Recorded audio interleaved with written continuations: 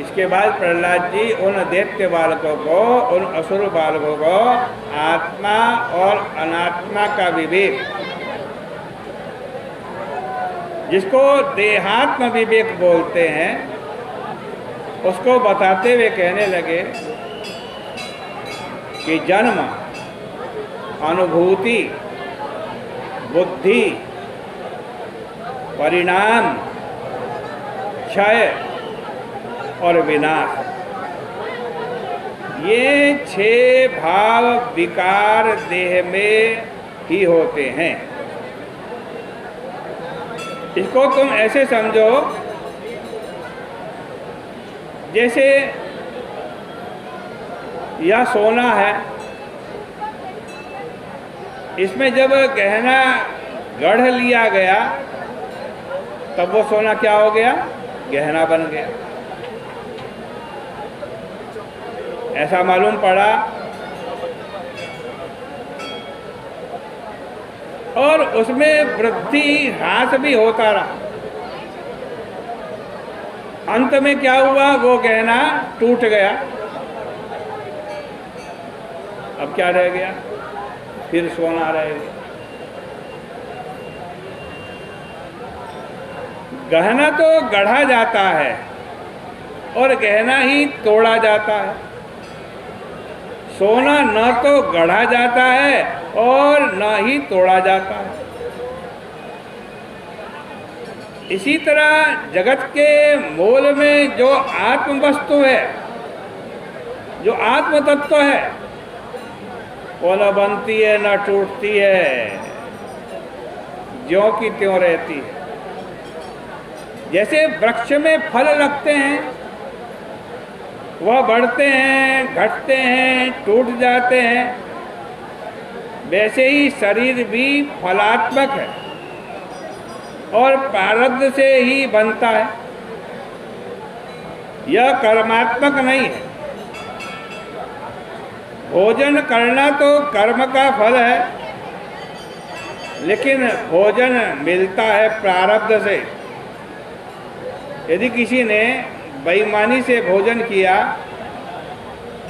और उस भोजन में उसकी क्या हो गई? आसक्ति हो गई कि वैसा ही भोजन फिर मिले, तो उसका परिणाम क्या हुआ? एक और तो वह भोजन मिला था प्रारब्ध से, प्रारब्ध को छुट्टी देकर चला गया, लेकिन उसमें बेईमानी और आसक्ति मिल गई। यह परिणाम, इसका परिणाम यह हुआ कि वह फल भी दूसरे फल का हेतु हो गया, बीज बन गया। इसलिए मनुष्य प्रारब्ध के फल स्वरूप मिले इस शरीर में कर्तापन, भोक्तापन, आसक्ति और निषिद्ध कर्म छोड़कर अपना जीवन व्यतीत करे तो तभी सफल हो सकता है।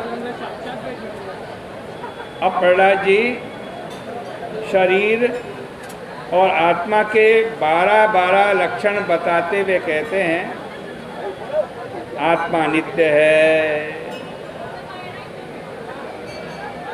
देह अनित्य है,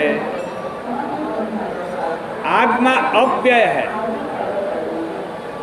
अव्यय माने कभी व्यय होने वाली ही नहीं, और ये देह नाशवान है। आत्मा शुद्ध है और ये देह अशुद्ध है।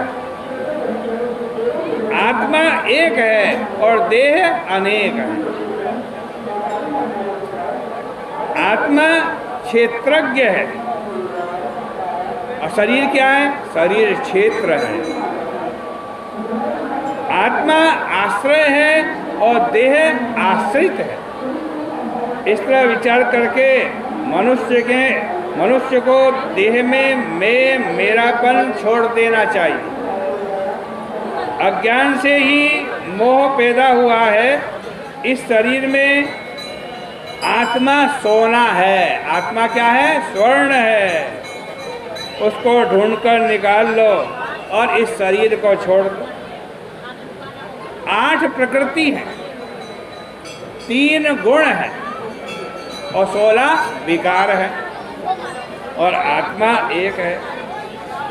शरीर संघात है, इसी में परमात्मा का ढूंढना है। अत्रैव मृग्य पुरुषो नेति नेतित्यत त्यजन।